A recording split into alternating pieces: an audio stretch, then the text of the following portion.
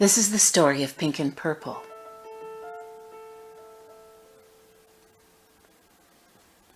When little Pink was born, they sounded the rejoicing horn, and the entire community of Pinktown came to visit, as was the custom. But when they saw how different little Pink looked, they shook their heads. Several even waggled their pointer finger into a crook, and whispered loudly as they gathered around the bed. Finally, they said to Mama Pink, "Will you look at that? She's barely a speck. Poor little thing has no neck.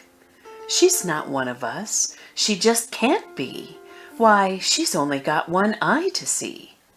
Really, we can't imagine what she will ever be." But Mama Pink looked at her precious little Pink and saw only the way the soft morning sun nuzzled little Pink's cheeks, which were a perfectly rounded, radiant pink, and whispered, "No matter where you go or what you do, you will always be you." And all was safe and well. As little Pink grew, she was often curious and very nearly never furious. She laughed and played just like any other Pink, and she was quite a thinker, that little Pink. Her fave was to watch things 2 by 2s, and oh, how she loved Mama Pink's high-heeled shoes.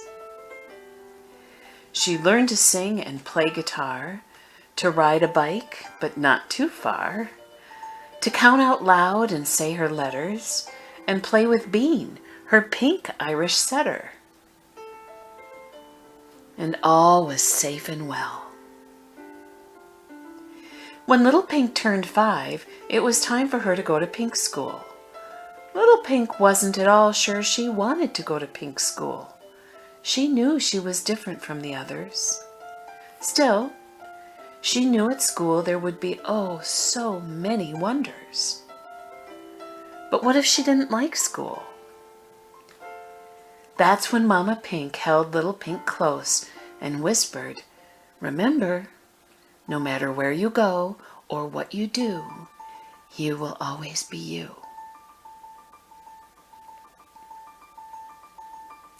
Well, one day, Teacher Pink asked all the little Pinks to think about what they would be when they grew up. Some of the little Pinks thought and thought and thought and thought about this so hard, why, they began to change color. But little Pink didn't have to think about it at all. She already knew. And when it was her turn to tell the class what she would be when she grew up, she proudly said, "My mother taught me, no matter what, no matter where you go or what you do, you will always be you." The other Pinks laughed and laughed and laughed and laughed, making little Pink feel bad. Worse, for some reason, Teacher Pink didn't like her answer either, and sent little Pink to Principal Pink's office, where Secretary Pink told her to take one of the pink seats and wait, because Principal Pink was busy with the Pink PTA. "Well, well, well, little Pink, what brings you to my office?" asked Principal Pink. Little Pink explained that Teacher Pink hadn't liked her answer. What did you say?" Principal Pink asked. So little Pink promptly repeated the words Mama Pink taught her. "No matter where you go or what you do, you will always be you." Principal Pink began to choke, and Secretary Pink had to bring him pink soda. Then, after Principal Pink drank 2 tall glasses of soda, he said, "But little Pink, what do you want to be when you grow up? A nurse or pursemaker? A doctor or lockmaker? A postal or social worker? A politician or preacher?" Little Pink didn't know what to say. "Mama," little Pink asked later that night, What will I be when I grow up? Mama Pink wrapped her arms around little Pink, making her feel warm and happy, and began to talk softly. Little Pink, the time will come when you will grow and grow and grow and grow and grow. And when that time comes, you will know. And that's all Mama Pink would say, except to remind little Pink that no matter where you go or what you do, you will always be you. And all was safe and well. Almost every year, Teacher Pink would ask the class what they wanted to be when they grew up. And almost every year, little Pink ended in Principal Pink's office because every year her answer was the same. And afterward, little Pink would go home and ask Mama Pink, "What will I be when I grow up?" And Mama Pink would only say, "One day you will know." The years passed one by one. There were knee scrapes and stubbed toes, but mostly there was just tons and tons of fun. And little Pink just grew and grew and grew and grew until finally there was only one thing to do. It was time for little Pink to go off to college.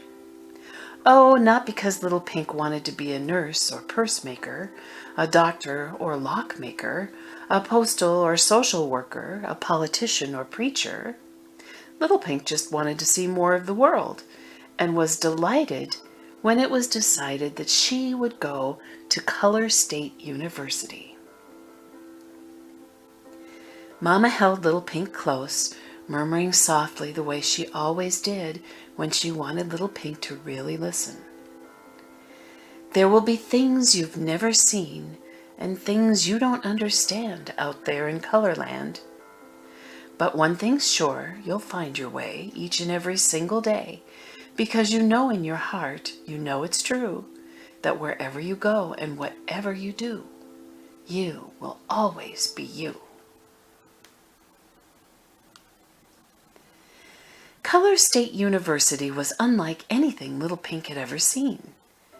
There were tall buildings and squat buildings, square buildings and round buildings. There were fir trees and maple trees, birch trees and peach trees. There were bikers and joggers, rollerbladers and walkers. But what astonished little Pink most was that no one looked like anyone else. There were one-eyeds and three-leggeds. There were two-eyeds and no-leggeds. There were pink and blue people, polka dot and green people. Why, there were people of all kinds, and no one seemed to mind. And all was certainly safe and well. One day, in the middle of chemistry class, where little Pink was learning about how things work, like what makes the colors of the rainbow, and even harder things, like molecular attraction, she accidentally fell into a big blue tank of experimental goo. The goo was wet and heavy and sticky and icky. It weighed her down, it weighed her flat, till by golly, she was as flat as a mat. Oof, little Pink couldn't get out by herself. So all the students formed a human chain and tugged and chugged and chugged and tugged, trying to get little Pink out. It wasn't easy. Little Pink sank so deep in that tank of experimental goo, she even lost a shoe. And when they finally pulled her out, they couldn't believe what they saw. There she stood for the world to see, stately and beautiful as could be, glowing softly iridescent. She was pink and purple incandescent. Well, ever since that day, when people ask how she went from this to this, little Pink explains it the only way she knows how. I'm pink because pink is the color of love. And I'm purple because purple is the color of wisdom. And the reason my heart doesn't quite meet is to help me remember to always be sweet. You see, when I'm open-hearted and true, I can be me, and you can be you. And all is safe and well.